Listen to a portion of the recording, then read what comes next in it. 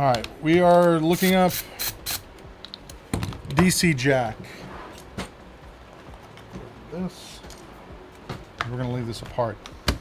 This is, according to this guy, a Dell 5559, and it came in because the DC jack is incredibly loose.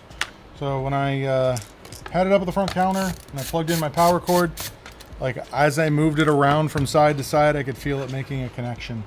So I'm going to go ahead and get this apart, get it replaced. So to get this apart, we have a total of 1, 2, 3, 4, 5, 6, 7, 8, 9 screws. Take those two screws out first, and then we just got to get this panel out of here. By removing that panel, it gives you access to the hard drive, the memory, and the Wi-Fi card, and a bunch of other screws that are going to have to come out to get this thing actually apart. So let's move over to here. That screw out. Now all of these screws are going to be slightly different lengths and slightly different thread pitches. So make sure that you are keeping them separate. The DC jacks on these guys actually have a pretty good tendency to fail. So these and these were the same. So just making sure that if you're ever using this thing and suddenly the DC jack starts going, it's a pretty simple and straightforward replacement. This is a 50, he said a 5559. There's no markings anywhere on this thing. And the location where it would be printed, it's completely gone. That's where that black strip is right there. All right, so we got all those out. We're gonna go ahead and remove the, just a quick note. You see this, get this little slot right here? Let me zoom in on it. So that is to help you pull this out when it doesn't want to come out. Just get something solid behind it, and then you should, as long as there isn't anything jammed into it, be able to slide it forward. There we go. And now, underneath that, we are going to find 1, 2, 3 more low profile screws. All go in there.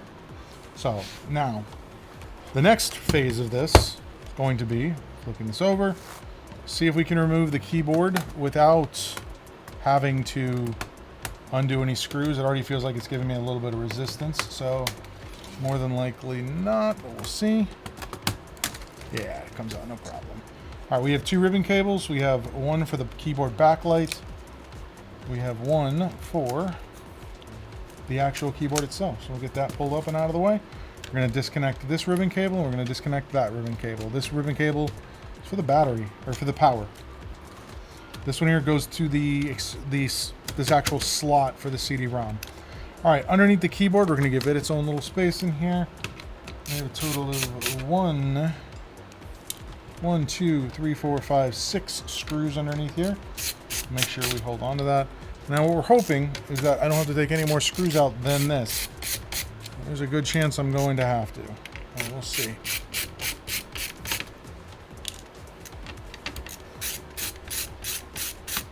Yep, I'm pretty sure that's what the part number is going to be.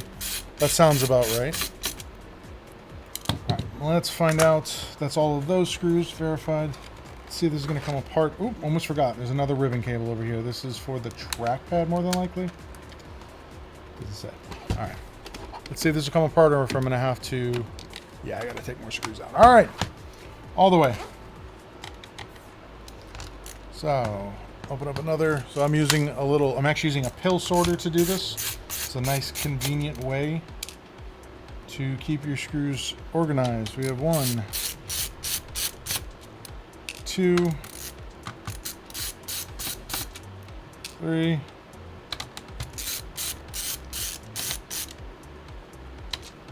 4. Basically anywhere where there's an arrow on this, which you'll see as soon as you get this panel off, there's little arrows all over the place. Anywhere there is an arrow, you need to remove the screw. And you need to remove the Wi-Fi card, because the Wi-Fi card, for some odd reason, is a structural component. It's actually being used to hold the laptop bottom on. and we're going to remove the Wi-Fi card. And then now let's get this hard drive out of here in case there's some screws underneath that. So again, a majority of these screws are the same size. If you come across one that is not the same size, make sure you keep it separate, or you mark it in some way so you know where it goes. And then once you have all of these screws out, there's one more here. Let's get this up and out. Verify we have no more screws underneath here. All the arrows. All right, now same thing.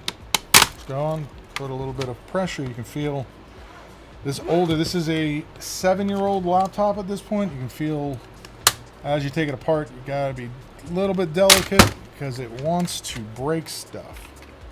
All right, and then the other thing you need to undo is the speaker connector.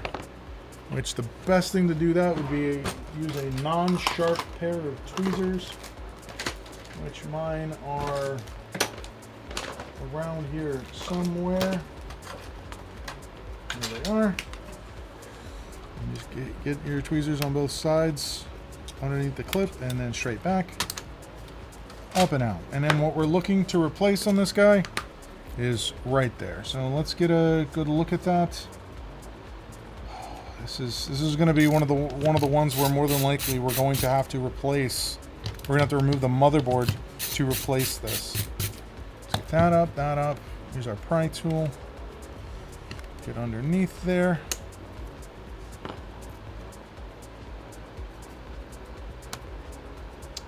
Coming back over here. There's a single screw holding that in. Undo that screw. We're going to put these hinges back in. Try and get this thing lifted up and out of here. Try and see. I believe this is on underside of the board, so we're going to have to remove some connectors here. This one. So the two connectors, the video connector just has a regular flap. This one is a press-on connector, so you can just lift it straight off. And then this connector is actually right there. So when it comes time to actually put the new one in, we are going to have to remove the motherboard, unfortunately. But for now, let's put these screws back in here. That way they do not get lost. That is how you get this thing apart. Hey, thanks for watching that video. If you liked that video, make sure you hit the like button. If you want to see more videos like this, make sure you hit the subscribe button. And I stream daily on Twitch at twitch.tv/SpecVengeance. And yeah, if you want to learn more about my services, check out Bradenton PC Repair.com. Thanks for watching, and I'll catch you on the next one.